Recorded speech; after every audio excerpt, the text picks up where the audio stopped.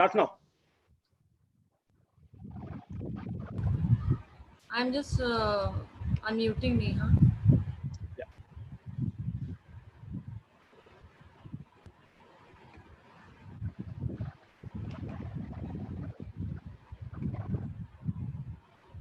Neha, Yes, ma'am. please start. Okay, ma'am. Sandeep is also there. Good morning. Hello. Good morning, sir. Good morning, Dr. Salim. Good morning. Good morning. Yes, Neha, you can start. Okay, ma'am. Good morning. I welcome you all to the third webinar of SFC, The Essence of Entrepreneurship. The essence of entrepreneurship is a desire to be an innovator, a hustler, and a way to bring your unique offering to the market. Entrepreneurship education encourages students from all socioeconomic backgrounds to think outside the box and nurture unconventional talents and skill.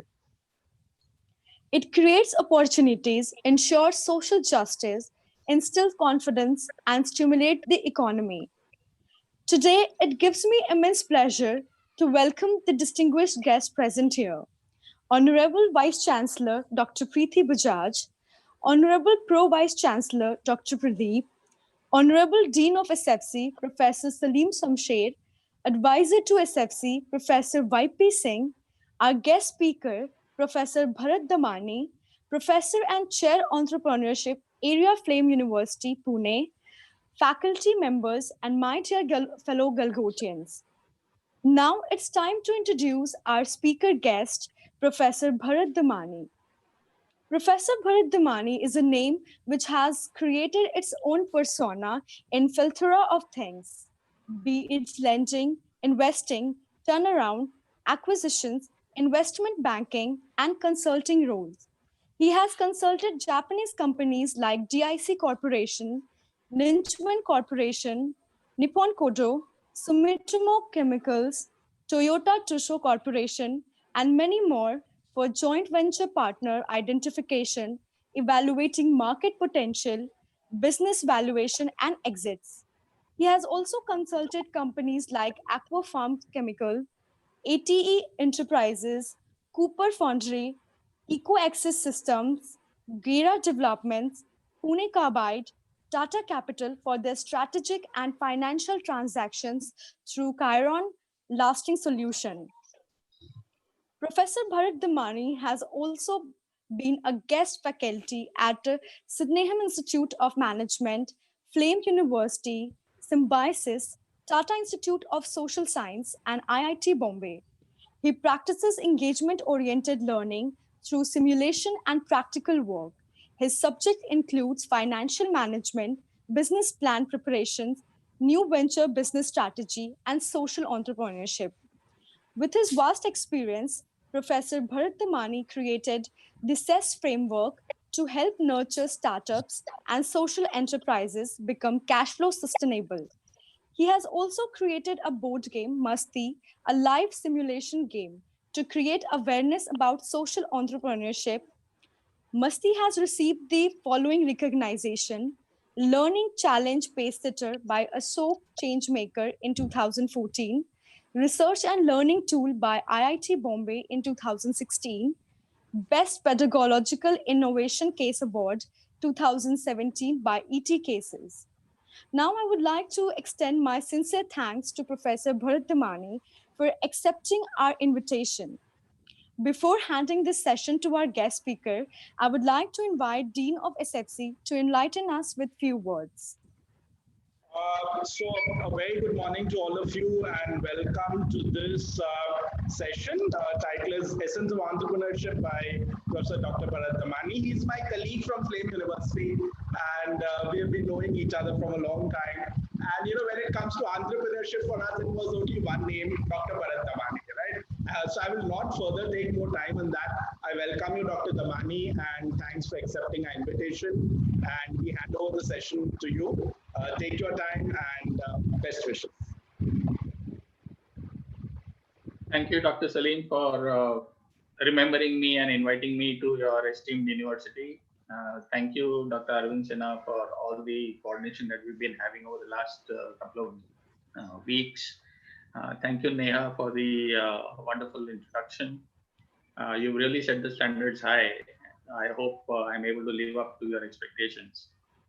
So let me go straight into the presentation because the time is short, and I do understand that on the web there are certain practical difficulties. So what I will do is, while I'm sharing my screen, I hope you can see it soon. I'm just about sharing it. Okay, can you see the screen now? Yes. Okay. So I hope you can see the full screen, right? It is quite pretty visible. It's the full screen, I think, yeah. Okay. Yeah. So what I've done is I've assumed that the participants will be students, mostly students of various disciplines, and therefore the entire talk is oriented from that perspective. At the same time, there could be a few people who would be thinking and toying with the idea of starting something of their own.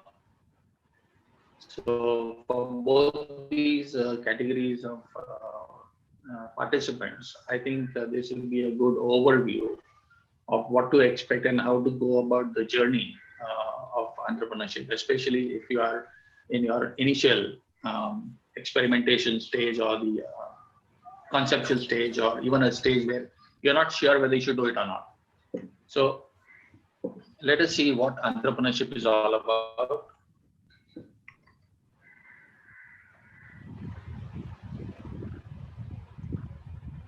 Okay, I think I'm not able to move forward.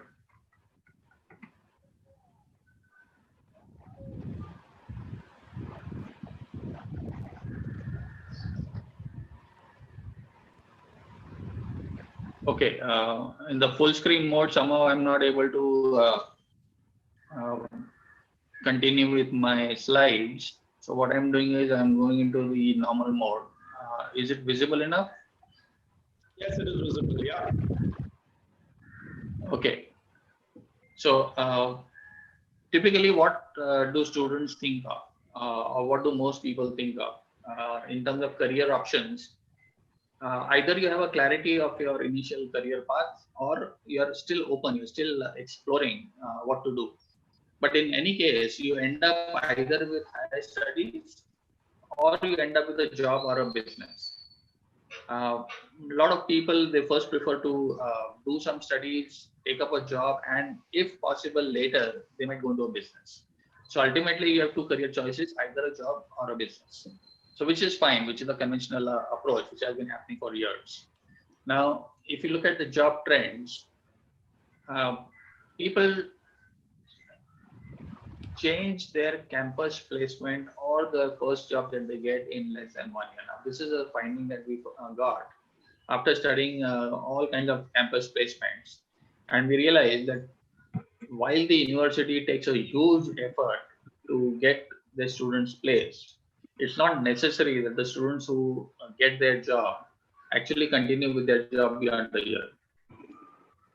Now, there are various reasons behind this, so let's not go into those reasons because that's a topic for some other discussion. So the other statistics that we found is that the average tenure of people in a job is less than 3 years. Now, if your tenure is less than 3 years, and if you're not going to be sticking around with your job, what happens? So in today's times, changing jobs is quite normal. Gone are the days where you take up a job, be with the company for years and years and years, retire from that company. So that was a stage where, let's say, my grandfather followed that route.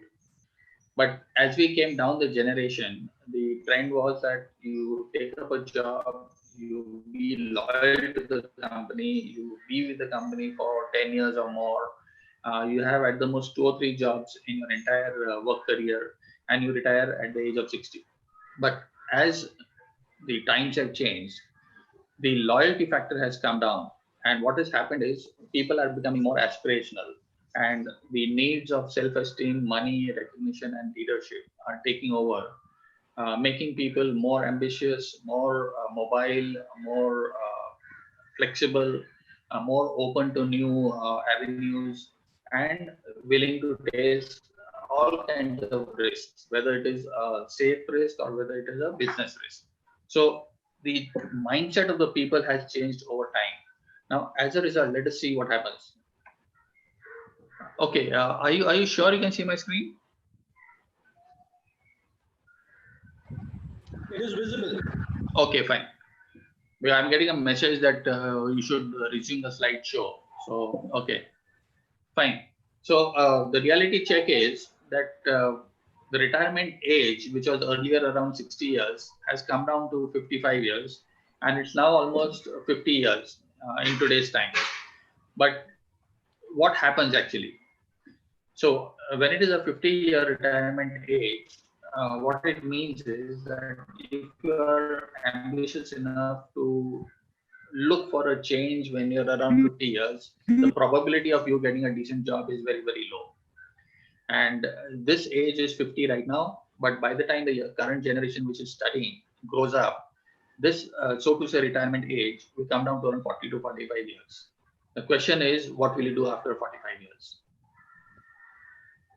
I'm sure you must have seen a lot of people around you who are struggling to get jobs even at a younger age, mid 30s, mid 40s, when they want to change or for whatever reason they get laid off, or they family reasons, or they want to change the city or whatever. Finding another job is becoming more and more difficult, and particularly in COVID times when nobody knows what's happening. Uh, People are really, really looking at a difficult future post-COVID. So what will you do when you grow up and you become 40, 45 years? You have no choice. Jobs are not there. You will not remain employable. You have no choice but to do something of your own. Now, that something of your own, typically, we would say is what we say is start your own business. Now, when you say start your own business, the word business has a lot of baggage that comes with it. We are used to looking at business as something which is uh, not that easy. It is not for everyone. So the common question that comes to people's mind is starting a business is fine, but there are so many hesitancies. Should I really start a business? What business should I start? I don't have the money. It needs a lot of investment, both in terms of money, resources, time, and let's not forget the risk associated with it. And what about competition? Today I may be doing fine, but very soon the competition will overtake me, they will kill me. And if I'm alone, how do I manage the business? I can't expect my family to help me. I don't have an extended family. I don't have friends who can come in as partners. I don't like to work with partners. I want everything for myself. I want to put in the effort, but the returns should entirely be mine. So these are thoughts that people think of. And ultimately, there's unfortunately for various reasons, a lot of business is actually connected with finance. And if you don't have the money, people say finding money, getting money is very, very difficult. And even if you get the finance, how do you manage the money? Because I don't, if people are not taught financial management at an, at a proper practical stage, it's difficult to understand what is finance. Now, Salim is an expert in finance, and he will kind of collaborate with me that whatever is taught in finance in your textbooks and what happens in the world of finance in real business, there's a huge difference, huge difference. So the question is, when I go into business, how do I really understand finance? How do I manage my cash flow? How do I ensure that I get my money's worth? How do I ensure that people don't, run away with my products and not pay me? So bad debts. Even the banking system, which is supposed to be so full of experts in the world of finance, they are having this massive issue of bad debts. So if I am a business, how do I ensure that my money keeps coming in and my cash flow is not affected? So bottom line is, can I do it? Am I confident enough that if I start a business, I will be able to manage it? I will be able to make it successful. So this is the problem with business. People have no choice. They at some point will have to do it, but there are so many uncertainties that people are not confident or not willing to take that leap of faith or the step where they say that yes, I would like to do business. And nothing to worry. Fortunately, we are in a different world today. A lot of things are changing, and what is happening is we are in a position where there is an alternate to business, and that alternate to business is what we call as entrepreneurship. So there's a big difference between doing a business and becoming an entrepreneur. So let us just pause here and really understand what is entrepreneurship. So first of all, I'm making a very simple but bold statement saying that entrepreneurship is different from doing a business. So if you are thinking that entrepreneurship and business are the same, take a pause, listen to what I'm saying, and then we'll take it forward. So first of all, if you remember the earlier slide, the last slide that I was just sharing, business, the thought process, the fundamental thought process of the person who decides to do a business is of skepticism, is of whether I will be able to do it or not, is of risk factors, is of all looking at myself and wondering how will I make it happen. Whereas an entrepreneur, he doesn't look inward, he looks outward. He doesn't look at the situation, he looks at the solutions. He looks at what is the opportunity, what is the customer requirement, what is the market requirement. So what entrepreneur does is he's actually looking for an opportunity, senses that there is a need or a problem in the market, responds to it by creating some solutions and executes those solutions, and ultimately results in change.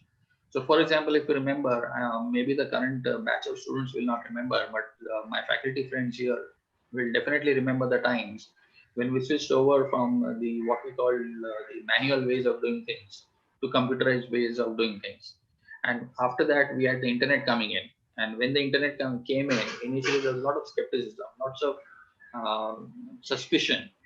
And today, without an internet, we just can't live. Had we not had internet, the current session that we are having right now, I mean, it was impossible.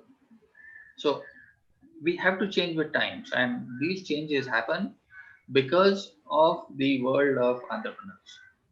So it's all thanks to these entrepreneurs who have understood the requirement of the people and responded to it with amazing and innovative ways. So the other aspect of being an entrepreneur, or an important aspect of being an entrepreneur, is to come out with something different, to come out with a solution, to come out with an innovation. So these are integral elements of an entrepreneur. So they have a mindset which looks at possibilities and solutions rather than the problems and being bogged down by the problems. They don't get worried about the problems. What they say is, you have a problem, great. I would like to talk to you. I really cherish problems. The minute I see a problem, I jump at it because problems give me opportunities, opportunities give me innovation, and innovation gives me an entrepreneurial venture. So entrepreneurs, they do not look at themselves. They do not get limited by their own resource endowments. They do not limit their options. They do not say, I don't have this, I don't have that. How will I do this? They say, this is what is to be done. Let's see how it can be done. So the entire mindset is different. So fundamentally what we say is, if you want to become an entrepreneur, if you want to do something of your own, start working on your mind first. It's the mind which changes everything. Now, let's go to certain processes also. I'm going to be sharing with you a few concepts along with the discussion that we're going to have, so that at the end of my interaction with you, the whole thing will fall into place. So I've described something about you as an individual, about how business is different from being an entrepreneur, and how entrepreneurship is very, very important, how it is critical for your future. Now, before we go further into that, I'll say let's take a pause on that aspect of the discussion. Let's also look at the process of becoming an entrepreneur. So how do you become an entrepreneur? So in the first stage, what happens is you come out with an idea. Some idea strikes you for whatever reason, and people get excited. Now, lots of people, I do a lot of mentoring to startups. I do a lot of mentoring to students. Almost every week, I get ideas from various sources. This is what we've thought of. This is the app we want to create. Can we do it? What is the next step we should do? Who will fund me? Can you arrange funds for me? And so on and so forth. So the point is that people have a lot of ideas, but they don't know what to do with the idea. If you don't follow a process of converting that idea to implementation and change, you will find it difficult to become an entrepreneur. So let's look at the process of becoming an entrepreneur in a simple way. So first and foremost, when you get an idea, let's analyze the idea. Let's understand that idea in more detail, do a root cause analysis, and really try and find out whether that idea is genuine, sustainable, workable, practical, required, etc., etc. Flash in the pan, yes. Will you call it an idea? I will say no.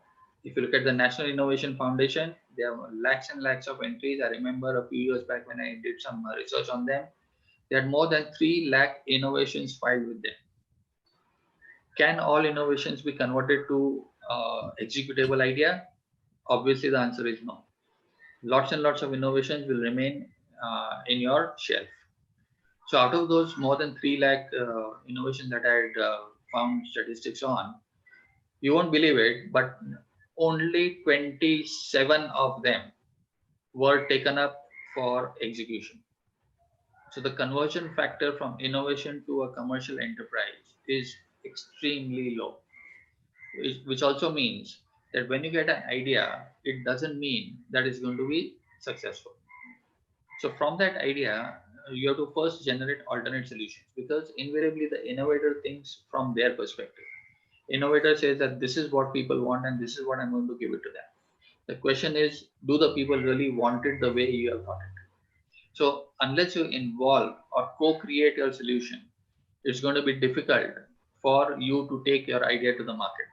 So although you got an idea that, okay, let's take a situation. You have a COVID situation right now. People are locked up at home. Now, there are lots of ideas people come up with. Sir, sorry to interrupt you. Yeah, sure. Sir, your screen is completely not visible at the moment. Yeah, I was suspecting that. So let me... Yeah, kindly share again. Is it visible now? No, it has not come.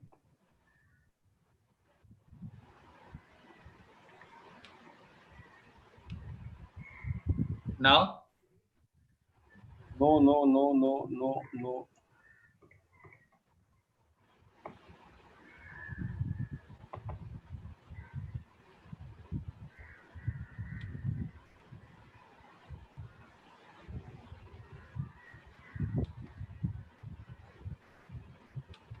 Okay, is it visible now? Now, sir, it is coming. Now it is coming.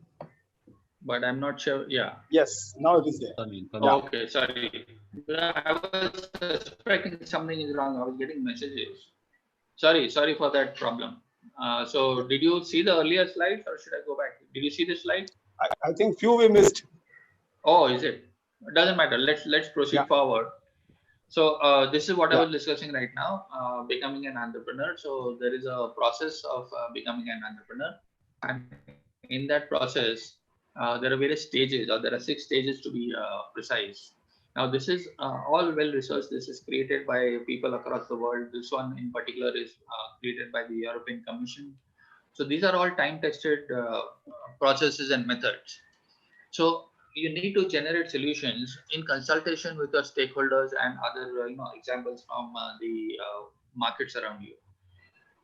And then once you ideate a solution, or you come out with a co-created solution, have you tried it? So have you created a small pilot? Have you tried to see whether, although the solution sounds great, will it really be accepted? Will it really be delivered in the manner the customer derives value? And more importantly, for the value that is proposed to be created, will the customer be willing to pay you for it? But if you have a business, or if you have an idea which says, this is what I'm going to deliver, customer says, fantastic, I want it, but then I will not pay you for it. Like WhatsApp. WhatsApp is free. People cannot live without it. But if WhatsApp says you are now pay me, how many people will continue to use WhatsApp? Take all these webinar solutions, Zoom, Google Meet, Air Meet, and there are so many other solutions.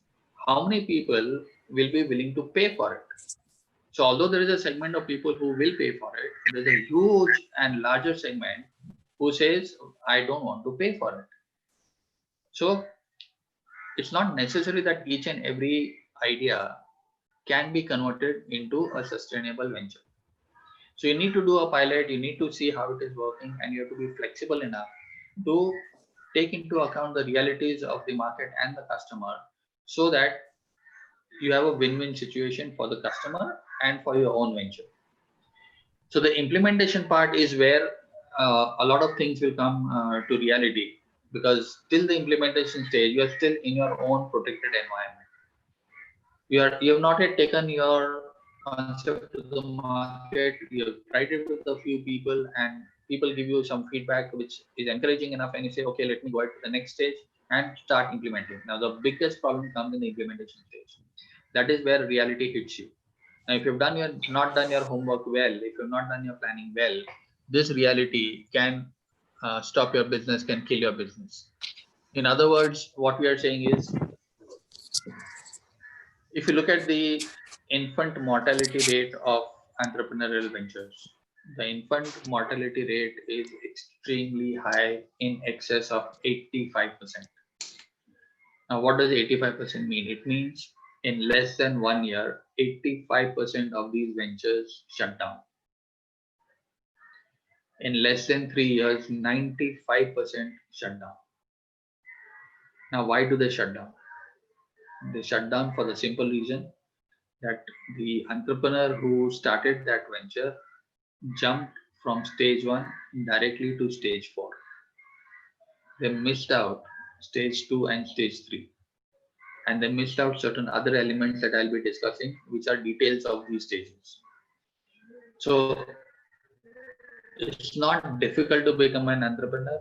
What is difficult is that the typical characteristics of an entrepreneur should be blended with the needs of the process. And if you don't follow the process, you can end up in difficult situations. An entrepreneur is impulsive. An entrepreneur, I'll be sharing that a little later. So the characteristics of an entrepreneur, the traits of an entrepreneur are such: they don't listen to people, they do things their own way. Because of which, even if there is a time tested, approved, or validated process, a lot of people don't follow that. And again, I'm repeating, people tend to jump from stage 1 to stage 4, bypassing 2 and 3 and the detailing of stages 2 and 3, because of which they face lots of difficulties. So once you have crossed the implementation stage, then comes dissemination, or making people come to know that this is what you are offering. In other words, dissemination is like your marketing. Now, marketing is the most important skill set that you need to develop, no matter what stream you are in. So a lot of students, particularly the people who are coming from a technical background, science, engineering, medicine, and so on, they have a lot of knowledge, they are professionals. But the problem is they don't understand the commercial world, because in our education system, the commercial world is just not shared with them, it's not exposed to them. Even in the commerce stream, up to class 10 in our education system, if you see the curriculum up to the class 10, there is no commerce subject as such. Although they do have economics, economics is different from commerce, and there's no exposure to marketing or selling. Now, without marketing or selling, you just can't do your business. So fundamental skills which are required to become an entrepreneur need to be taught as early as possible. And I'm extremely happy that a university like yours is taking this initiative to introduce entrepreneurship and its components to the students at a very early stage. A real compliments to all of you. Now, the last stage is the system change, which is the scaling up stage. So whenever you come out with a concept, and with that concept you do the marketing, that marketing takes you to bigger and bigger scales. Ultimately, you have to take your concept to the national and the international level. That is entrepreneurship. Entrepreneurship is not doing business in your small locality, in your small neighborhood, and saying that I am an entrepreneur. No, entrepreneur will not rest until they really, really scale up and fundamentally effect a systemic change, not only in the country but ideally in the world. So internet, for example, internet has changed everything. The entire world has changed. COVID has changed everything. Now, because of COVID, there are so many solutions coming up. These solutions are going to change a lot of things as we go forward. Your telephone, your mobile telephony has changed so many things. So there are a lot of entrepreneurial innovations that have been brought to the market, which we have already accepted as our norm. Now, the entire banking and financial system is working using technology and the internet. Now, there was a time when I remember in the 90s when banks were getting computerized, there was a huge resistance. Now, today, can you imagine that for every transaction you need to go to the bank? How would you survive? We remember that when I was doing consulting for the Japanese companies, we had consulted a Japanese company who wanted to introduce net banking solutions to India. This was in the 90s. Now, in the 90s, when we took up that assignment, we ultimately told them, boss, your solutions are amazing and solutions are fantastic. But the ground reality in India is that even our branches are not computerized. So although your solution is amazing, you're way ahead of time. You need to have patience. You need to wait for the Indian infrastructure to develop first before you decide to execute a solution. Later on, when the branches got computerized and Reserve Bank of India and the government of India took initiatives to integrate the entire banking system across the country, the same company, I'm happy to say, is operating in India with their banking solutions.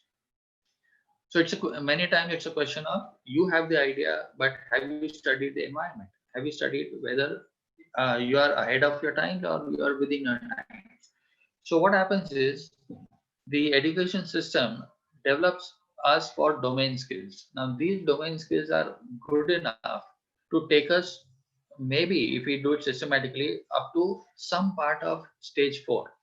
But beyond stage 4 is marketing, scaling up, commercial aspects, global aspirations. All that is never taught in any education system. These are entrepreneurial skills. So if you really want to make it big, if you really want to do a systemic change, you cannot survive only on domain skills. Entrepreneurial skills become extremely, extremely important. So let us see what they are. Let us see how we can do it. So what is this process of entrepreneurship management? So I've already spoken a lot about it, so I'll run through this very quickly. It first starts with your mind, your attitude. Do you have the right thought process? Do you have the right positivity in you, which says that yes, I want to become an entrepreneur, or I will not be bogged down by problems. I will not be negative. I'll say no matter what I have or what I don't have, if I still want to do it, how is it that I can do it?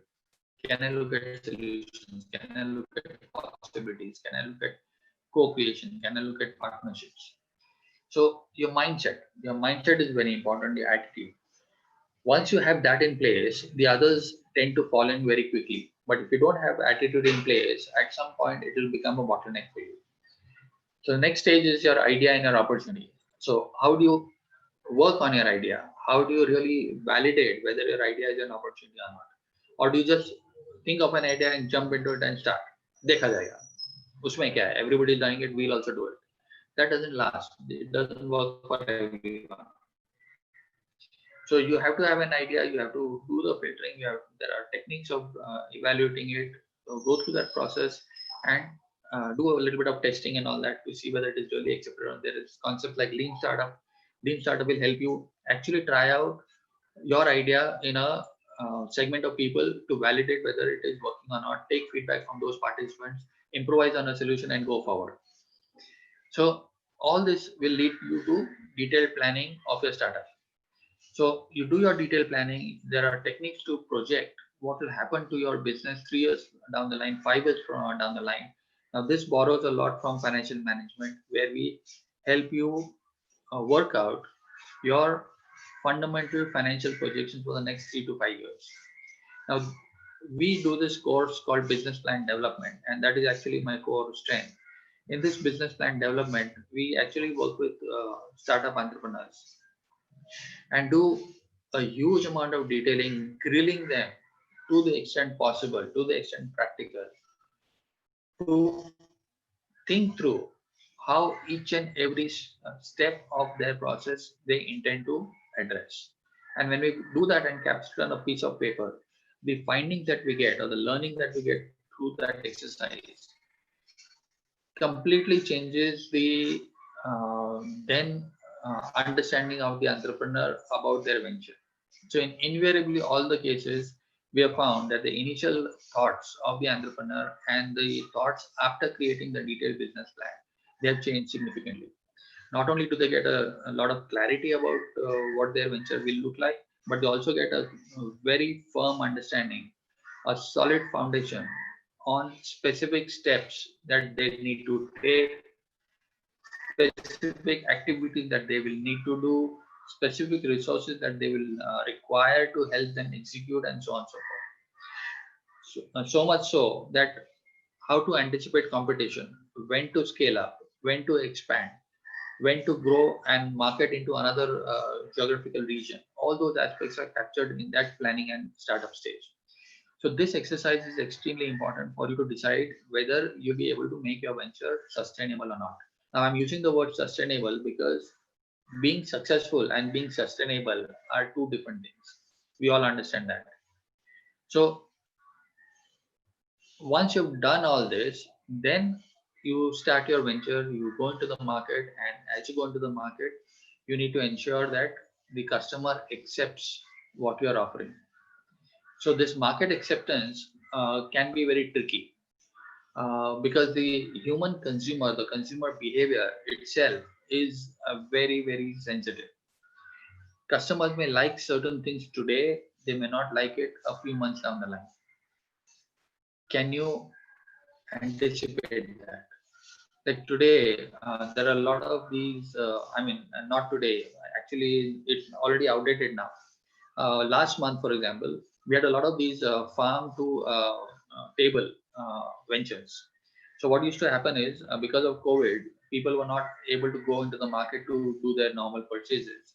So these farmers and these vegetable trading bodies, they approached societies and they said that we will bring these vegetables to your doorstep. And a lot of people thought that this is now going to be a a good business. It will be sustainable. Because what used to happen is when these people came into the society, first of all, they were the only people allowed into the society. So the entire captive crowd of the society was available to them to do business. And in one day itself, just a few hours of having their, let's say, stalls put up, the vendors were able to do business of lakhs of rupees. And they thought this is life. But in less than a month, societies has stopped inviting them to their society because people are now able to move out to some extent and able to purchase from their other conventional sources of shopping. So you need to understand market acceptance can be very, very tricky. Now, there are methods, there are ways to understand this, analyze this, filter this. All that is to be recognized. And if you don't recognize it, you will be having short tenure ventures. So when you combine all of this into your execution, the question is of your alignment with the market requirements and its survival. So it's not necessary that what you have thought of today will last you for the rest of your life. You need to continuously be in touch with the market, with the customer, because their needs keep changing. Are you adapting to their requirements? Are you adapting to their new requirements? Are you modifying your approach or customizing your offering or solution to that change requirements and so on and so forth? So you have to align. You have to align with your customers. You have to align with your stakeholders if you want to survive. And once you are used to all this, it's only then that your real growth will happen. Now, it sounds very daunting. It sounds very difficult. So we often say entrepreneurs have a choice. They don't listen. So you can learn all this by starting your own venture. So don't listen. Go ahead. Do whatever you want. Start your venture whenever you want to listen or you want to ask the questions. You're welcome. And then keep continuing the way you want to do. And that is when most ventures end up with that infant mortality. So when these kind of entrepreneurs come to me for interaction, and I sense that they are not ready to listen, they are listening only for the sake of listening. I tell them a very simple feedback. I give them a very simple feedback. I say, go ahead, do whatever you want. Your first 5 ventures, take it as net practice. Until you have done your first 5 ventures, I will not tell you what to do. I will listen to you. Maybe I'll give you some inputs here and there, which will help you along the way. But because you're not ready to listen, go ahead, do your first 5 ventures. It's when you face reality that you're forced to learn and wake up. That's the hard way. So that is why we say that experience is a very difficult animal. First comes the test and then comes the lesson. So what happens is that when people are not willing to listen, there's no point talking to them. Let them go and experience it themselves. And when they experience it themselves, their learning will be amazing. Now, how do you combine it with our academic world? So in our academic world, the earlier concept of education was that of teaching. Now, if I'm teaching, I'm not really equipping the student. So we have now moved from teaching to making them do something, which is some live projects, case studies, or maybe some simulations. So when they do these, they are in a position to apply their own mind, apply their own thought process, and they interact with their peers, they interact with the system, they interact with outsiders. So that experience helps them learn better. And the latest form of learning is that case studies, simulations, and live projects is fine. How about doing something which is of a practical nature, maybe a small venture where you actually do the activity for a short period of time? So there are many colleges where students are encouraged to start their own venture and run it for 6 months to 1 year. So we have these clubs happening on campus, we have these associations and activities on campus where students participate outside of their curricular activities, and those experiences help them learn many more things which they just cannot be taught in the classroom. So if you have to really understand what is entrepreneurship, there are 2 ways. One is, if you want to do it your way, go ahead. Rest assured, your first 5 ventures will be experiential. I will call them as net practice. The other option is you take up a formal program in entrepreneurship. Now, unfortunately, in India, very few universities offer a formal program in entrepreneurship.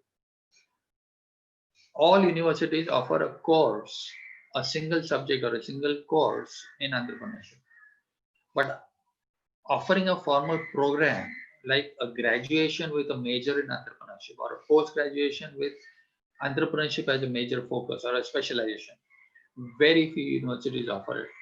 So a few names that come to my mind is things like Entrepreneurship Development Institute of India, which is at Ahmedabad. Other than that, I don't really know of any reputed university. Of course, Flame University is offering a huge amount of courses in entrepreneurship. We offer a full major and a minor in entrepreneurship, 6 courses in entrepreneurship right now. And that 6 courses, we are in the process of revising our curriculum. And from the current year, which is starting in September, we are going to be offering 21 courses in entrepreneurship. 21 courses that the student does in entrepreneurship. Now, this redesigning has been done by benchmarking with institutions like Harvard, Stanford, and Babson. So taking the courses from these 3 universities and vetting our proposed curriculum with theirs, we have completely changed the approach in entrepreneurship.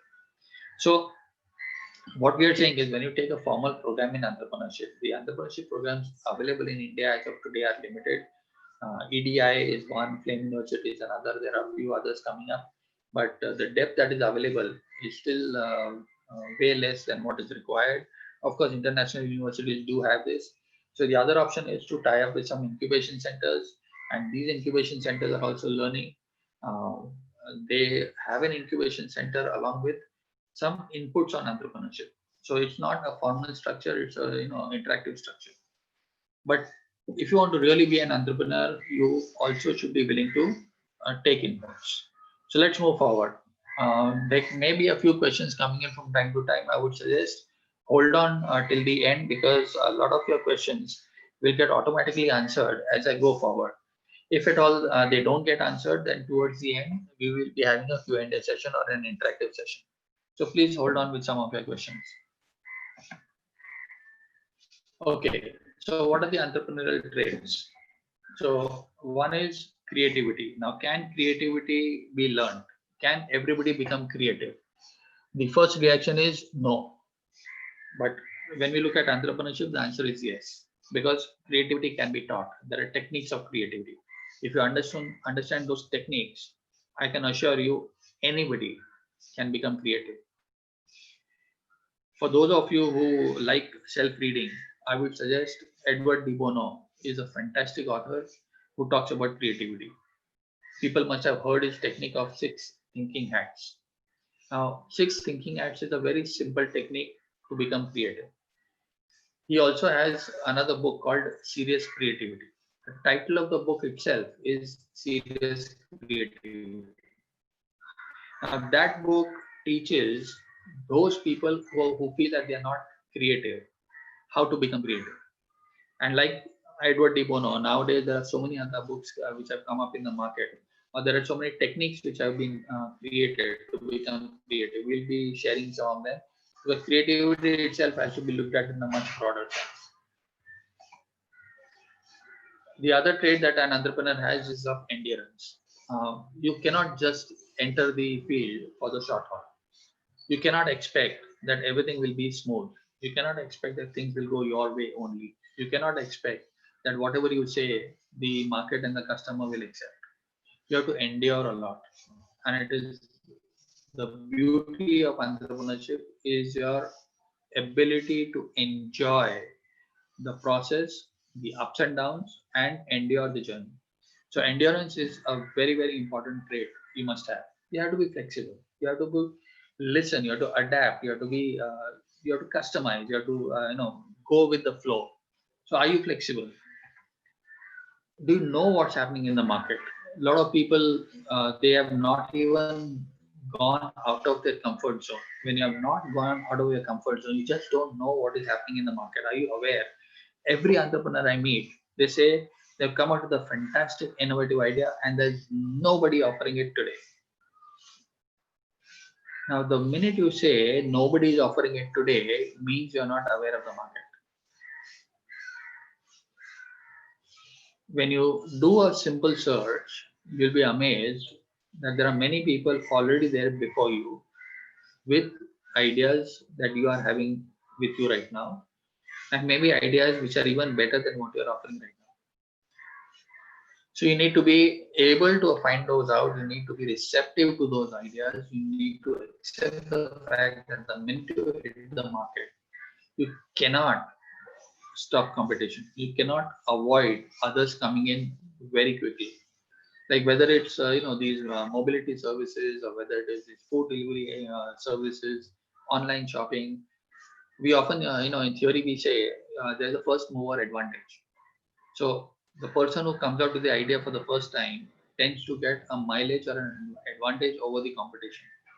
In reality, we find that the first mover generally goes through the tough times, and if they are not able to endure, they will not be able to take benefit of the long haul. So in almost all industries that have made it big, the first mover has not survived at all. So let's take a few examples. If you remember telephony, mobile telephony, the initial players who had come in the market, they are all gone. Today, the leader is Reliance Jio, which was born a few years ago. Airtel is there. Vodafone Idea. Vodafone Idea are two different organizations which are not there as a combined entity when they entered. And they did not enter right from day one. They entered later. So initial people who were there, I remember names like BPL. There was a company called BPL. Gone from the market. Hutch, gone. So first mover advantage is not necessarily always there for you. You take mobility, you take these what we now call as Ola and Uber. Ola and Uber were not the first players in the market. There were so many other players who came before them. They have all gone. Travel Time. Travel Time was an organization I used to do, avail their services in the initial days. There was another organization called Wings.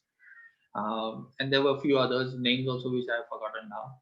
But Ola and Uber were definitely not the first movers in the market. So likewise, you take these food delivery people, the Swiggies and the Zomatos, they are not the first. There are many others who came before them. So are you aware of the market? Are you flexible? Can you endure? These are very, very important characteristics. And then of course, at a personal level, your need for achievement, your need for autonomy, and your need for power. These are fundamental traits or characteristics that entrepreneurs exhibit, and because of which they actually take the initiative to go into entrepreneurship. Self-belief. Remember, we had asked that question, can I do it? Now, it's not a question of can I do it. When I say self-belief, it says I will do it. I can do it. So that's the fundamental difference. And more importantly, social orientation. Because remember, the minute you say that I want to make money, you never make money.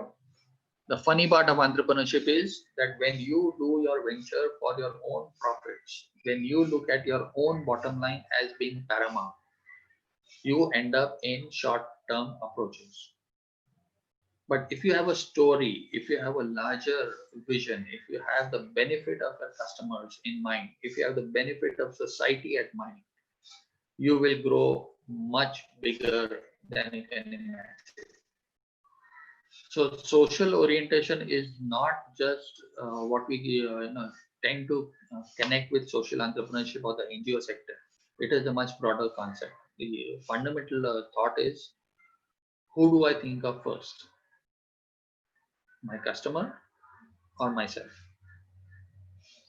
If I'm thinking of myself, I will not survive for long.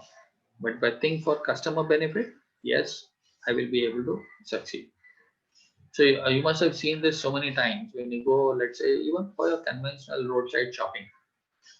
I'm sure wherever you go, there'll be many shops offering the same products.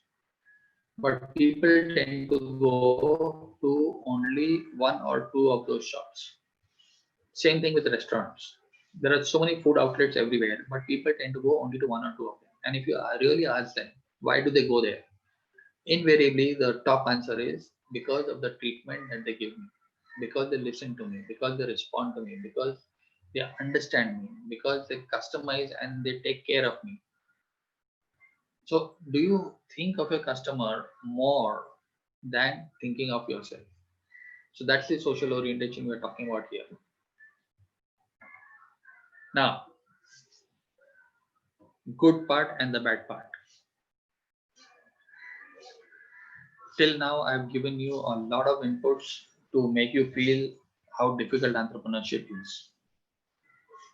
Now I'm changing gears and I'm saying entrepreneurship is fun. The best time to do entrepreneurship is today as a student. Why? See, as a student, you have so many benefits, so many protections, so many privileges. Are you aware of them?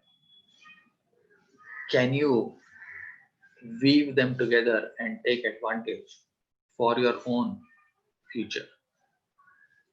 First of all, if a student says that I have started something of my own, society welcomes and encourages the student.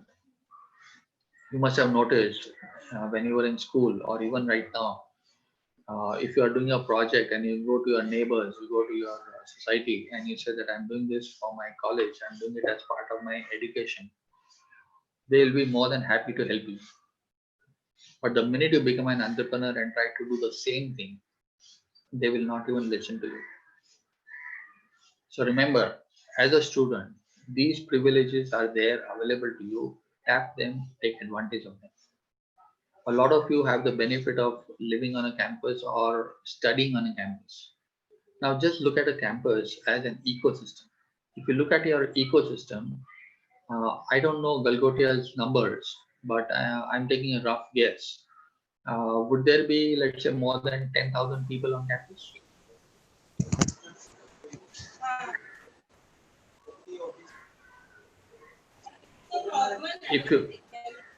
If you take all your streams together, the huge campus, your captive base on campus, I'm sure will be 10,000 plus, all the streams together, your students, your staff, your faculty, everyone together, more than 10,000 people. More than Now, 10,000. Yes. yeah. Now, these 10,000 people, look at them from an entrepreneur's perspective. From an entrepreneur's perspective, these are people, and people can be potential customers. If I'm getting 10,000 people right around me, these are customers I can tap into. So these become my captive customers.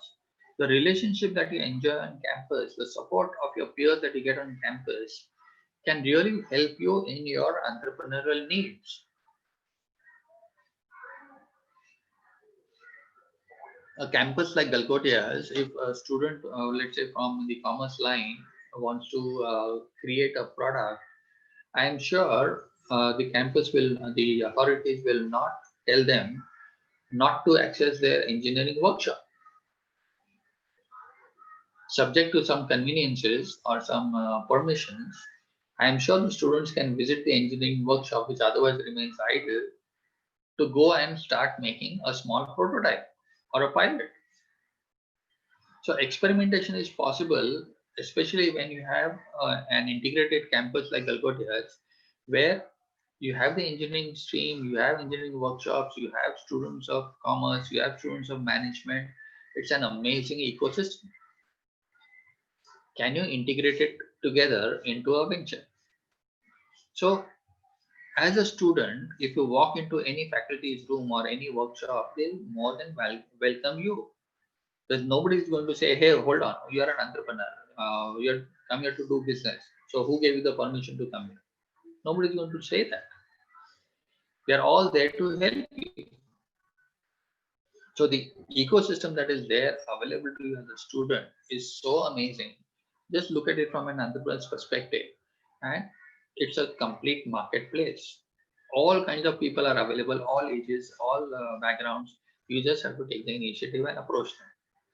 And yes, your journey as a student is limited, maybe 3 years, 2 years, 3 years, 4 years, whatever is the course you've enrolled in. So while you are there on campus, enjoy it.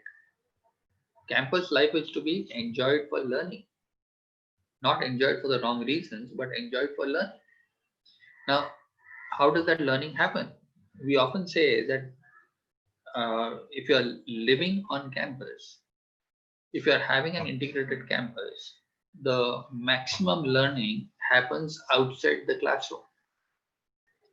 When peers interact with each other, when you do assignments together, when you do group activities, when you participate in your extracurricular clubs and events.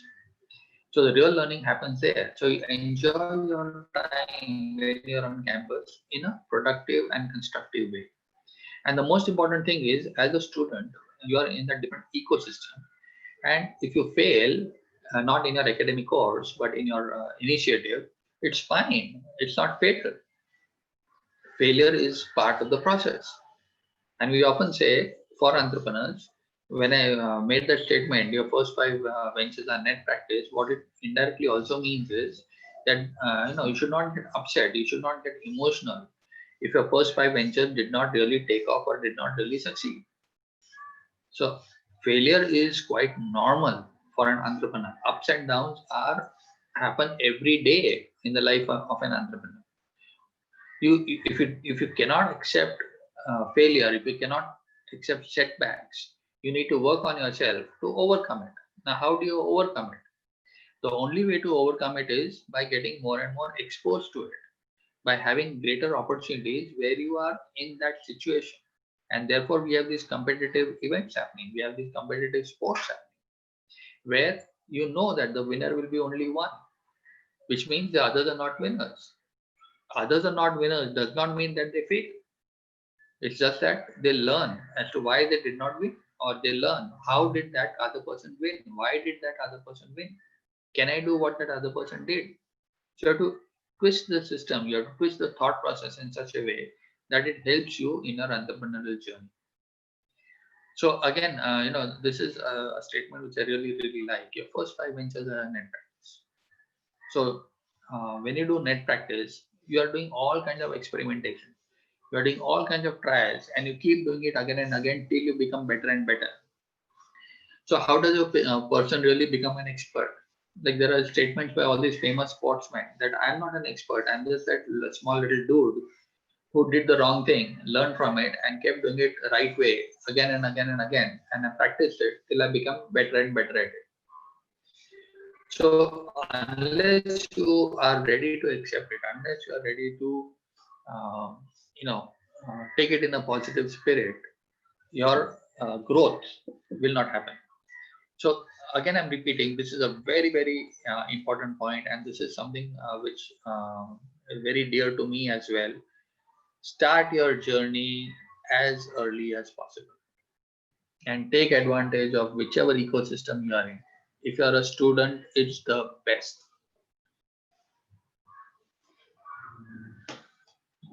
Okay, so let's move forward. How do you generate ideas?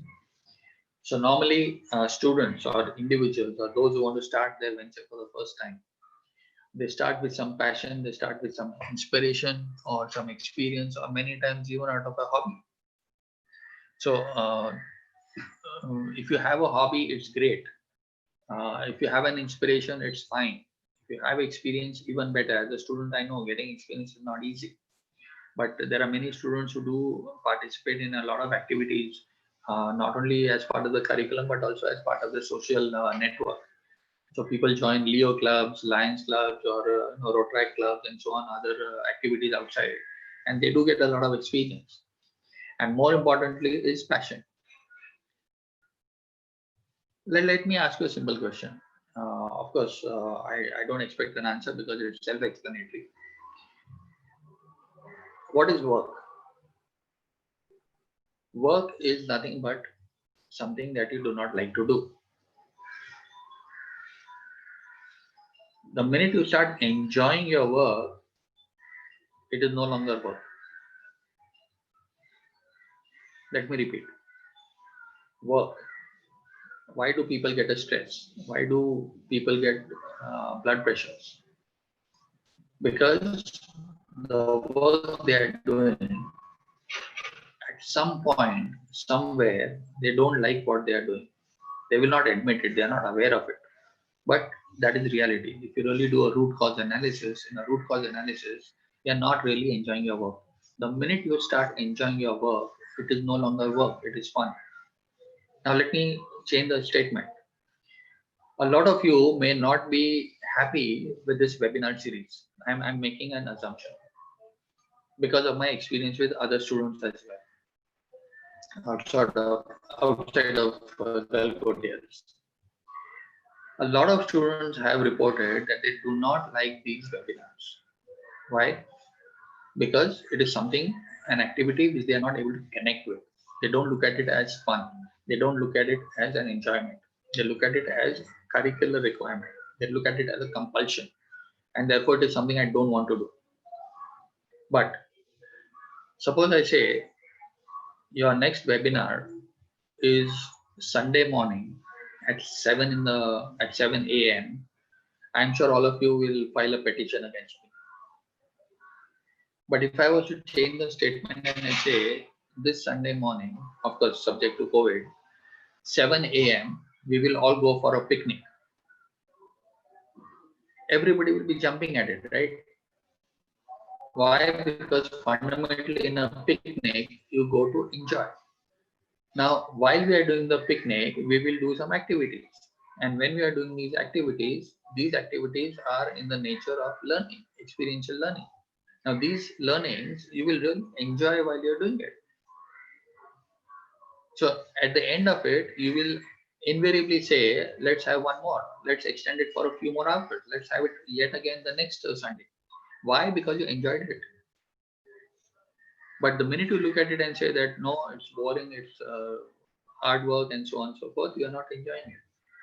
So how does passion come? Passion comes again from your mindset. The minute you twist your mind and start enjoying your current situation, no matter what it is, your life will be different.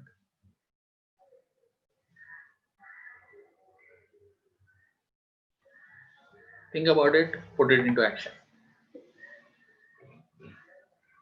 So having crossed the first stage, which is your internal thought process, passion, inspiration, experience, hobby is your internal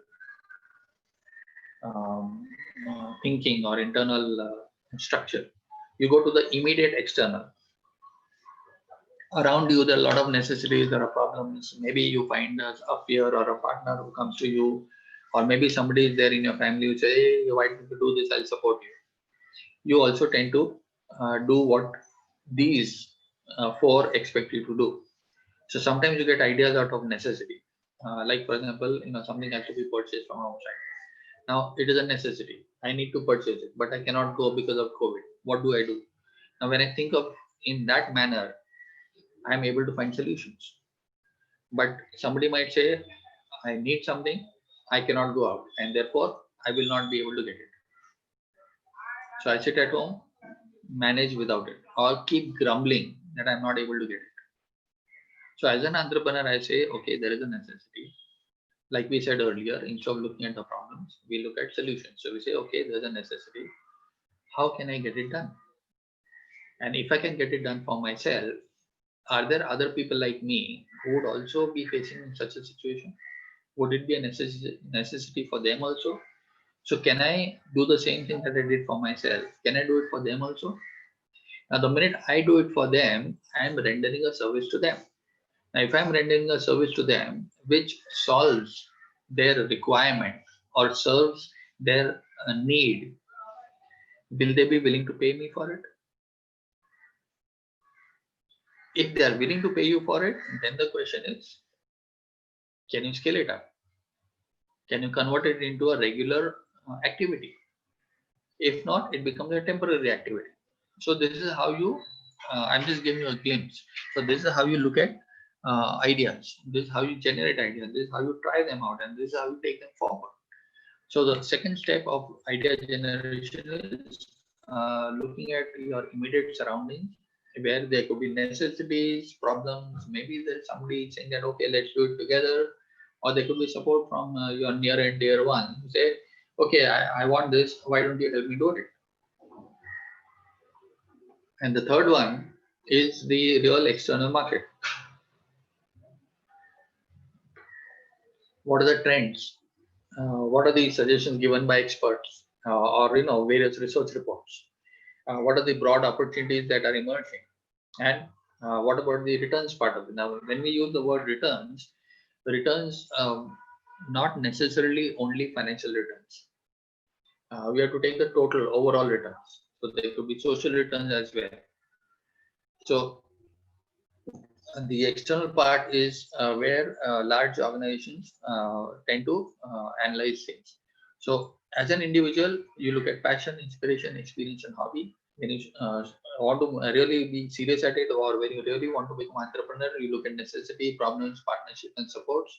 And when you are an organization and when you are able to structure yourself better, or you have the resources available with you, you can look at trends, suggestions, opportunities, and returns. Like currently, a lot of people are looking at taking advantage of the high returns available because of the lockdown situation. So a lot of somebody, I'm sure most of you must have received this forward on WhatsApp. The picture of a store which has opened somewhere, which sells COVID essentials. So the shop name itself is COVID-19 Essentials. So that store is just giving you a single stop, kind of products. All the products that you require during COVID times are available to you in a single outlet. So that person, whoever has thought of that idea, is capitalizing on the high returns available right now because of the COVID situation. Like you read newspaper reports or magazine reports, the prices of various products which are there for help you during COVID times have shot up more than 3 times. More than 3 times. And as more and more people want to enter this market for the short-term returns that they are getting, the prices are also coming down. So some prices have also reduced. Like for example, PPE, personal protective equipment. Personal protective equipment, which are available for 300 rupees or so earlier, shot up to 2000. And from 2000, it is now come down to 1400. So why did all this happen? So it's all because of returns. So these larger organizations also look at returns as a way of generating ideas. So these are all herd mentality businesses, which are there till the situation lasts. Once the situation changes, you have to change the business. Okay, so that is as far as generating some ideas is concerned. There are some ideation techniques. So this is how we are now different. Like I told you earlier, entrepreneurship can be learned, and there are places where you can go and learn. So when you do that, I'm just giving you a glimpse of two techniques. One is known as a scamper technique, and the other is the ideate method. So in the scamper technique, what we do is we look at the word scamper, which is an acronym. So we do let's say a simple exercise in the classroom and say that, okay, you think of, let's say, any need or any product or service, and think of which part of it can you substitute, which parts of it can you combine with something else or within itself. Can you adapt it for something else? Can you modify it? Can you maximize something? Can you minimize something? Can you use it for something else? Can you remove something? Can you eliminate something? Can you reverse something? Can you rearrange something? Can you reorganize something? And you'll be amazed at how alternate solutions come out. Like, a simple example for you is your current smartphone. Now, your smartphone has actually evolved fundamentally using the scamper technique. Now, see what has happened as a consequence. When you use a smartphone, it is no longer used as a phone. If you were to use a phone, why do you need the smartphone? You can just need an instrument, which is what we used to earlier call as a handset, where you just receive a call and you talk or you make a call. But today, with a smartphone, you can do almost anything and everything you want to do just by that one instrument. And believe it or not, maybe again, some of you may have forgotten it. There used to be a huge camera industry. The entire industry has been wiped out because of the smartphone. Today, people become expert photographers using the camera on their phone.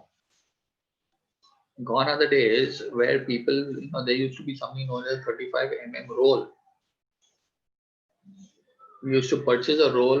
There was a special dedicated camera, click pictures. We click it and we don't know what's going to happen till we go and develop that roll, get the prints and see how the picture has come out. So there was no scope of instant review. And then came the digital technology. And with digital technology, they came out with this digital method by which you could click a picture and see it on your screen right away. So no need to even print it. You could transfer it to a computer. But still, some people, because of the earlier techniques, earlier habits, they wanted to see pictures in an album. So what they used to do is they take the digital pictures, and those digital pictures, they then went and printed it out and made an album out of it. How many students today actually have a physical photo album? Nobody. Very few.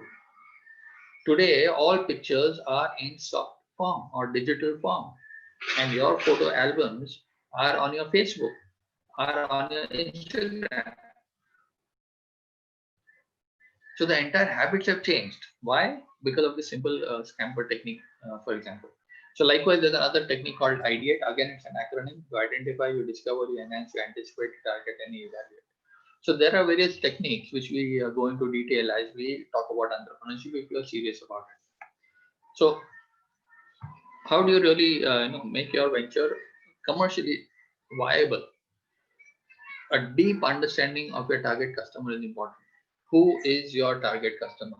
Now, many a times, even large organizations fail to recognize this.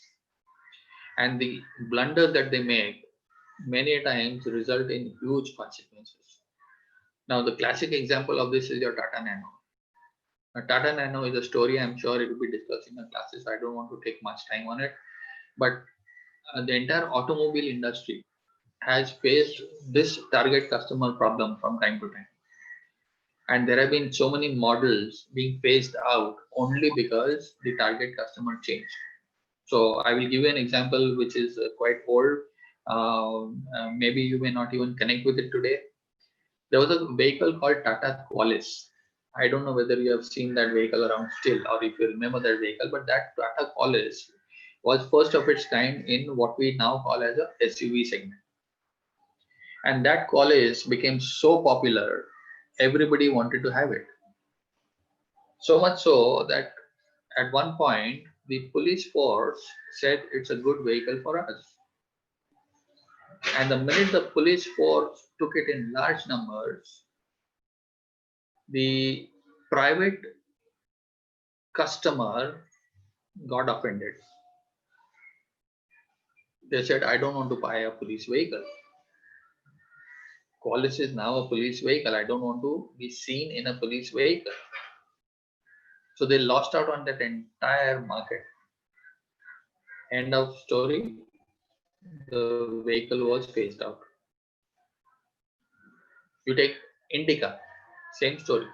Indica was targeted as a passenger vehicle for the family. But because of its efficiency, because of its cost effectiveness, the taxi cab operators picked it up. And when these taxi cab operators, almost every taxi cab operator started operating in an Indica, the family member said, hey, I don't want to go in a taxi. It's my personal car. I don't want a personal car to be a taxi. So you have to be very, very careful and understand who is the target customer.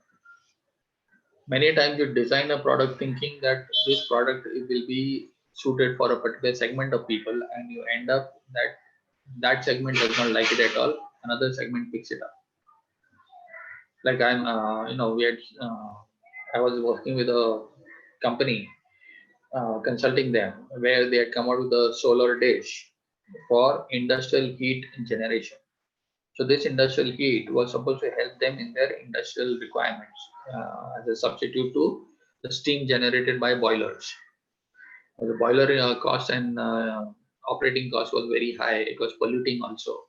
So the alternate was to go in for renewable energy, solar energy.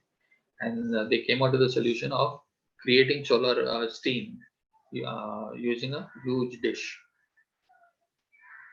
They made the product after a huge amount of R&D, took it to the market, and the customer said, why should I buy it?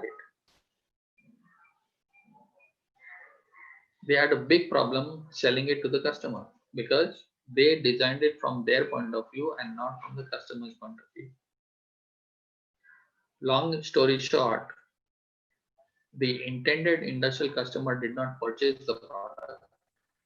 The product was ultimately purchased by laundry operators and khawa manufacturers. A completely unorganized segment found value in solar energy because of other reasons. So you have to be careful. You have to really do an exercise to find out who your target customer is and design your product ideally by co-creation.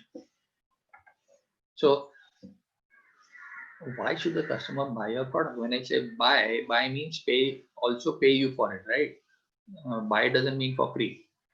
So one, they want the product. Two, they are willing to pay for it. So you have to think through. Now, why will a customer buy a product? They will buy a product only if you are solving a problem for them which is painful.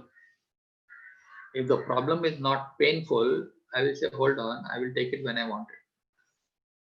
But the minute you solve a real painful problem, you are laughing all the way to the bank. But remember, when there are supernatural profits, competition comes in very quickly. So supernatural profits are not going to last for long. Reasonable profits is what will make you sustain. So if you're not solving a painful problem, you're going to be having it difficult to grow in your business. To put it in simple words, the solution or the product that you're offering, is it a must-have product or is it a nice-to-have product? If it is a must-have product, you are actually solving a problem, and that problem is painful. Whereas if it is a nice-to-have product, okay, I will take it if I want it, when I feel like it. So what happens is, in a must-have product, your cost of acquiring customers is very low. Your marketing cost is very low. Your effort to sell is very low. People will come to you searching for you, wanting to buy the product from you. Whereas in a nice to have product, you will need a lot of marketing, a lot of selling effort, a lot of brand ambassadorship, a lot of influencership. And the person will buy only if you reach out to them. Till you create a brand image which is strong enough for people to come to you. But even then, the minute you reach that those kind of levels, there'll be a lot of competition. So what happens is, the fundamental difference between a must-have and a nice-to-have is the effort required to acquire a paying customer. So ideally, for a student, for a startup, it's always better to go in for a must-have product, because the objective, the bigger objective for you right now at this stage is to gain that experience which is required to be acquired from your first 5 ventures. Now, people nowadays are so connected that they would love to buy a product if you have a story. If you don't have a story, it makes it that much more difficult to sell your product. So nowadays there are these stories of, let's say, farm to table. So when you say farm to table, there's a farmer story associated with it. Likewise, organic products, there's a story associated with it. Health products, wellness products, all those have a story associated with it. So when you have a story, it becomes easier for you to become successful. Why should somebody buy from you? Now, I don't want to take any business names out here, but you can look for yourself. There are certain business names where you will think twice. Should I buy that company's product? Are they credible enough? Do I trust them? So what is it that you are doing by which your customer will have trust in you? How do you enhance your own credibility? So these are higher level issues in entrepreneurship, which we tackle only when you reach that stage. So how do you earn customer trust? Small things. Suppose something is not working fine. How do you respond to them? Customer relationship, customer service.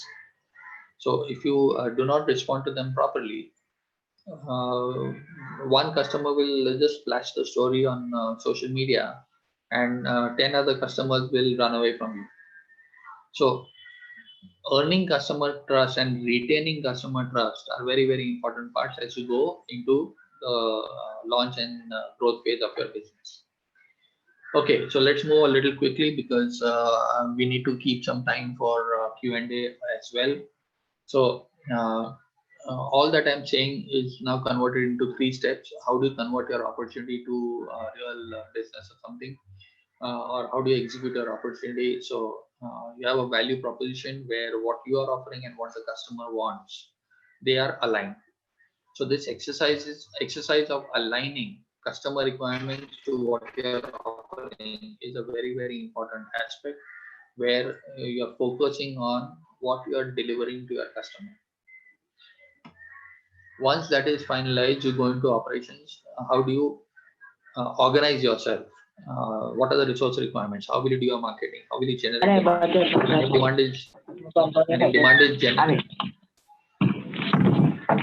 if demand is generated, how do you ensure delivery of your product to your customer? So these are the operational aspects. And once you are okay with the operations, you are okay with demand generation and delivery, you go into the aspect of scalability. How do you scale your venture? How do you scale? How do you get more customers? How do you ensure competition is taken care of? How do you ensure that you are not phased out of the business? So these are the really important aspects of converting your opportunity to reality: your value proposition, your operations, and your scalability. Okay, so how do you convert them? So there are these principles: bird in hand, bird in hand. These are effectuation principles, very, very fundamental concept in entrepreneurship. Bird in hand says start with something. Hello, I think somebody's mic is on. Can you mute the mic, please?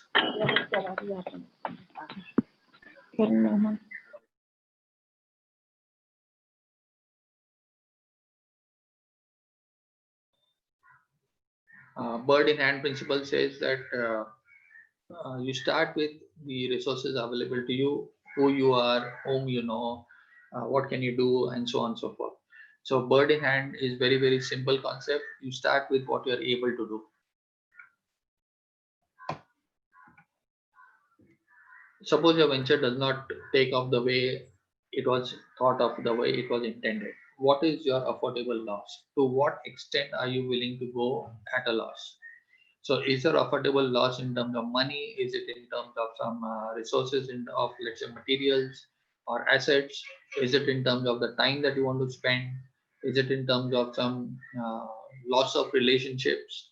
So what is your affordable loss? You need to understand that. Crazy Quilt says that as we go along, there'll be so many people we are going to meet. And as we meet these people, maybe you may want to realign your offering or realign your solution or realign your delivery by taking some of these inputs and potential partners on board with you.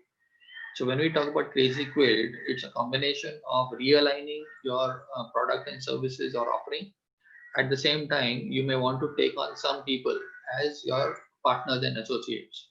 So how is a quilt built, a Crazy Quilt built? It's built by small pieces of cloth brought together by different people and stitched into one big piece. So that's the analogy. Lemonade principle, it's a very simple principle which I'm sure some of you have already experienced. When you face difficulties, when people throw problems at you, when people complain against you, when you are in difficult times, you are at the receiving end and you receive all kinds of funny things. Now, what do you do with those funny things? So people, the lemonade principle says that when people throw lemons at you, make lemonade out of it.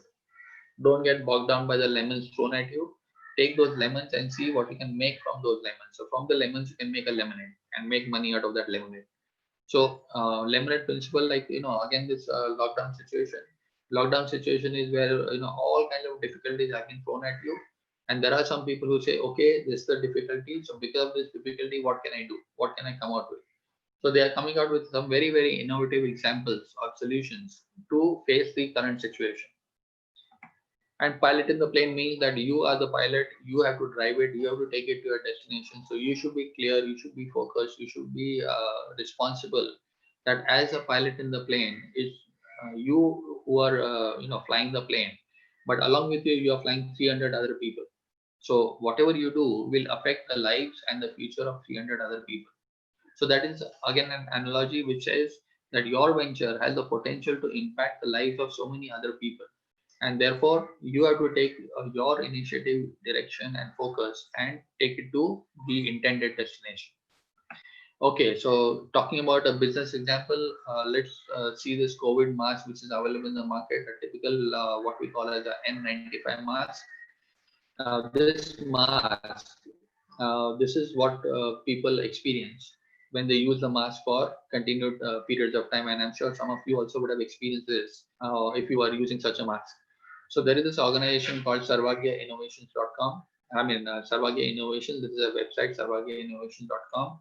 Now, one of the co-founders of this organization is my ex-student from Tata Institute of Social Sciences.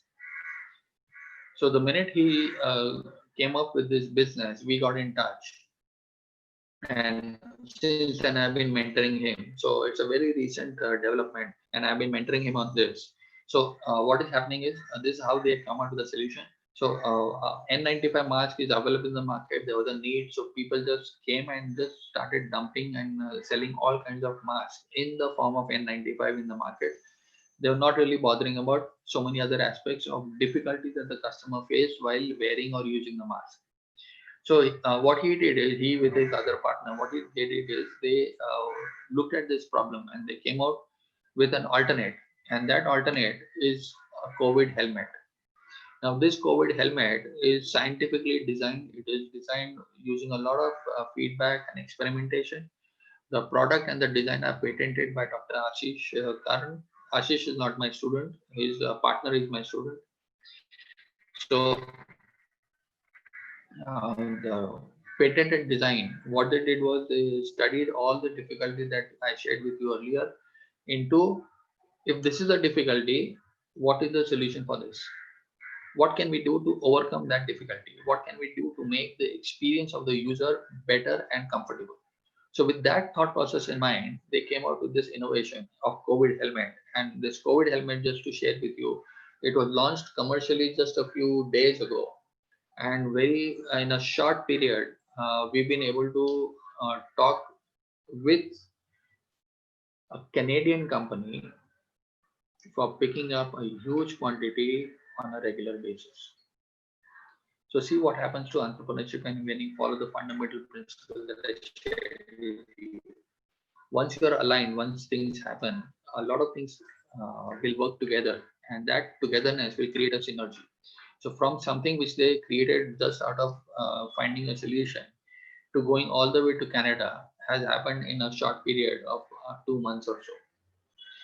So don't underestimate the power of entrepreneurship as opposed to power of a business. So to become an entrepreneur, we've already covered most of it.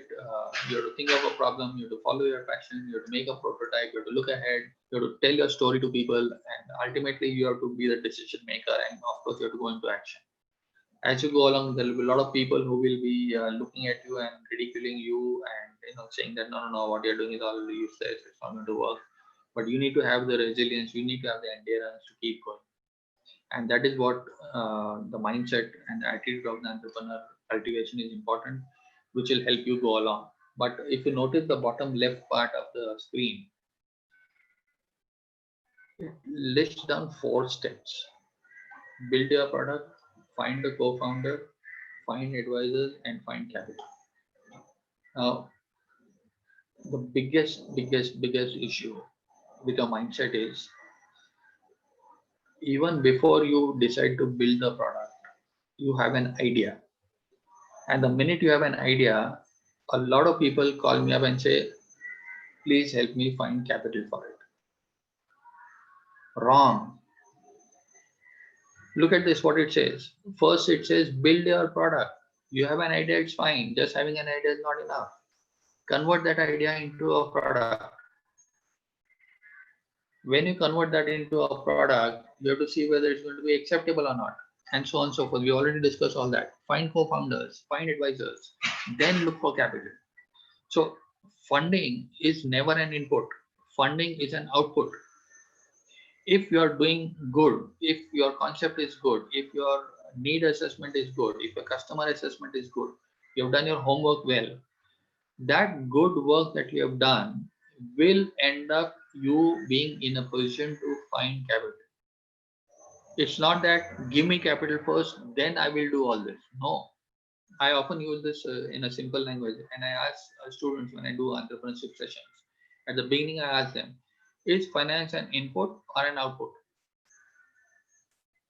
So at the beginning of the session, A lot of people say finance is an input. If I have the money, I'll be able to do my venture. And by the time we finish the venture, the workshop or the session, they all agree that finance is an output. Unless I know what I'm doing, unless what I'm intending to do is accepted, the money which is there available and waiting will not come to me. It will go to somebody else. So it's not that the money is not available. The question is, why should the money come to you?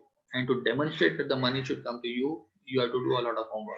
You have to do something which is concrete, connected to reality, not just sit in a boardroom, sit in a on the internet and keep churning out reports. That will not help you get finance. You get finance when you hit the road running and burn your souls. Okay, so how do you do that? So first and foremost, you have to get out of your comfort zone. A lot of people are scared even to go outside of their immediate circle. So again, this simple exercise I do with a lot of these students, especially marketing students, and I tell them, find any product of your choice, purchase it at wholesale, sell it at retail to 20 unknown people. Now let me repeat. A lot of students come from different backgrounds. They have different network accesses, and therefore they have access to different products or specialties from their, let's say, regions or hometowns. So get that in wholesale, sell it in retail, which means there is a monetary incentive for you, a cost compensation for you. But the catch is you have to sell it to 20 unknown people. Why unknown? Selling it to a friend is okay. It's not difficult. Selling it to unknown people is where you really learn the most. And therefore the challenge is to sell it to 20 unknown people, which will help you get out of your comfort zone. Try it out yourself. Do something at least 20 times. And after 20 times, when you look back, you'll say, oh, it was all easy. It was all fun. But when you're doing it, it's very, very difficult. You really need support. You really need encouragement to go through the process. So the earlier you get out of a comfort zone, the better for you. And the best way to get out of a comfort zone again is while you're a student. As a student, it's very easy. You are, it's so fortunate that you don't have these hang-ups and you are willing to and able to overcome a lot of issues with a little bit of support and encouragement. So make the most of your student life and get out of all your comfort zones at the earliest possible. As you come out of your comfort zone, the next zone is your fear zone. When you approach unknown people, you have the fear. What will happen? What will they ask? And so on and so forth. So you need to overcome all those fears. As you overcome the fears, then the real fun starts and you start learning a lot. And as you learn a lot, you start to grow a lot. So the real entrepreneurial world starts in the learning zone and the growth zone. So if you cannot transition from the comfort zone and the fear zone to the learning zone, you are not really becoming an entrepreneur. You are kind of remaining as a short-term, short-period, localized business person. And that too, there's no guarantee that you may or may not succeed. So if you really want to be an entrepreneur, the earlier, let's say, graduate or transition to the learning zone and the growth zone, the better for you. Why do ventures fail? Again, research reports. If you see the largest, no market need. Now, what does no market need mean? It means you created a product, you created a concept, and you thought this is what the market wants. The market did not actually want it. So you did not understand the real needs of the market, and you thought this is what they want, and therefore supplied it to them. And they just turned around and said, sorry, thank you, but no thank you. Again, Tata Nano is a classic example. They've done huge efforts to generate market, but they failed to interact with the customer. And when they actually contacted the customer said, fantastic product, internationally acclaimed, but thank you, keep it with yourself. I don't want to buy it. Okay, so let's quickly run through. This is what typically happens in entrepreneurship, or as an entrepreneur, your plan is the smoothest of all. You see the rainbow right there in front of you, the finish line and everything. But the minute you launch it into the market, see what happens. The reality and your thought process can be significantly different. They will be different. They have to be different. So unless you face this reality, unless you become good at obstacle races, you will not be a successful entrepreneur. The best way to become an obstacle race winner is to try different ventures as early as possible. So nothing is that bad. The only thing that you require to be an entrepreneur is to wake up every morning and say that something wonderful is about to happen. So this is what will drive you in your entrepreneurial journey. So that's what I wanted to share with all of you. I know I've been a little quick and fast in certain aspects because of the time constraints. So pardon me for that, but I'm available to a few questions based on your available schedule, and I'm open to taking questions now.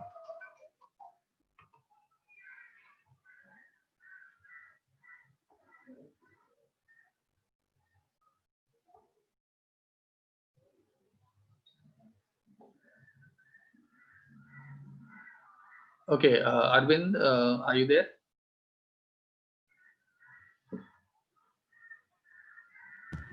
Yes, sir. Are there any questions? Hello, sir. Yes, sir. So we are just putting the questions.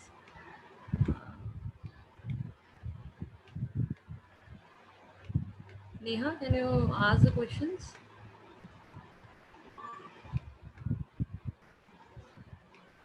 Neha, are you there?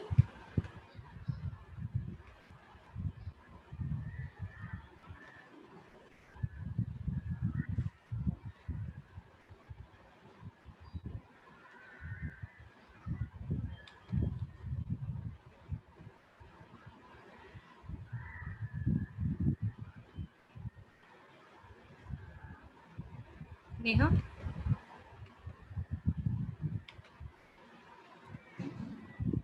Yes, ma'am. Can you ask the questions? What student have put in for sir? Yes, ma'am.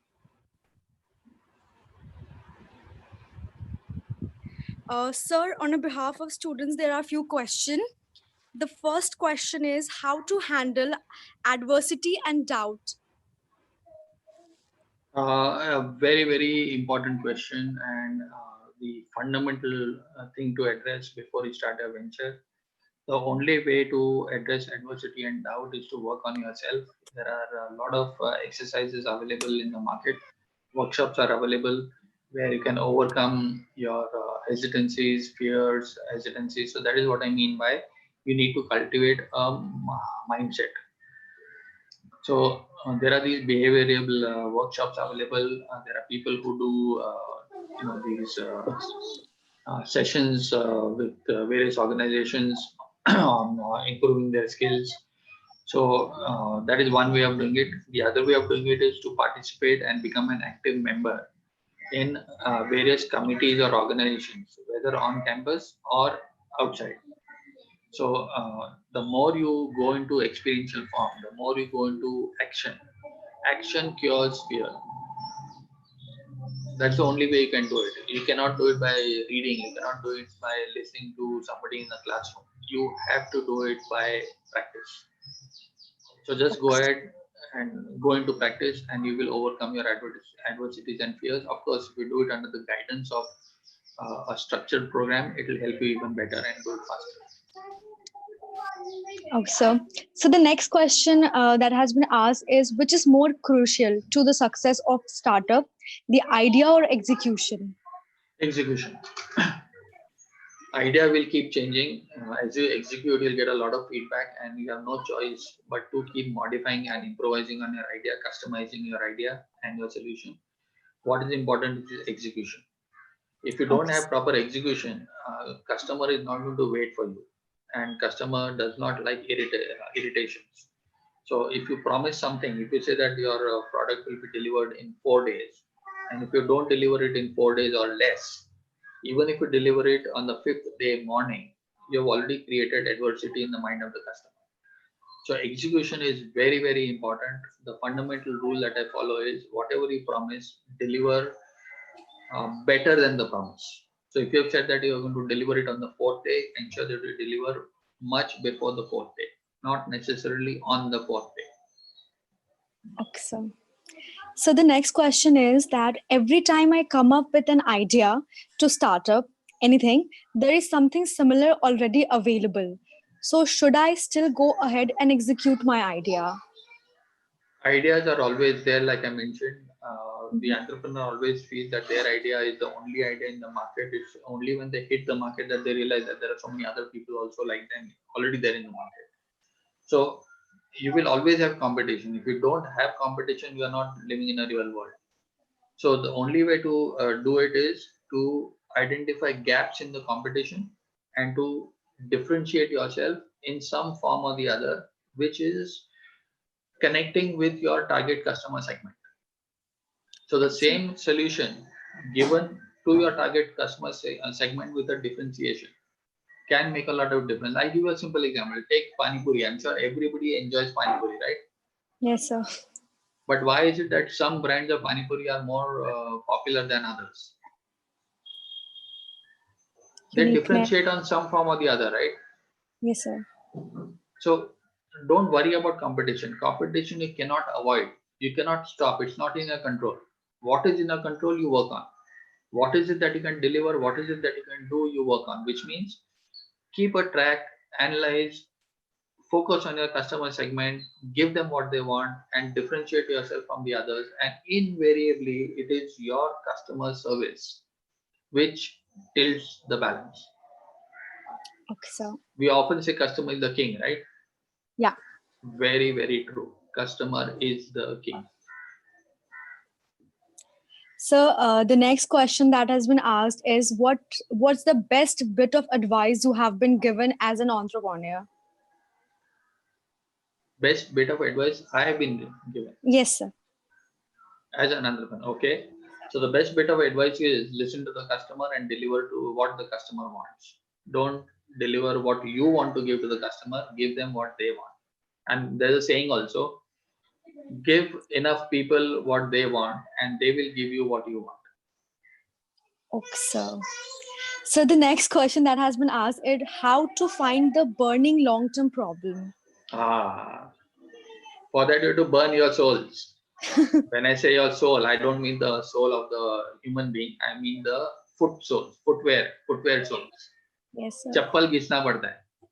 You have to mix around. You have to go into the outside world. You have to go into the real world. You have to talk to people. You have to experience. You have to do things yourself.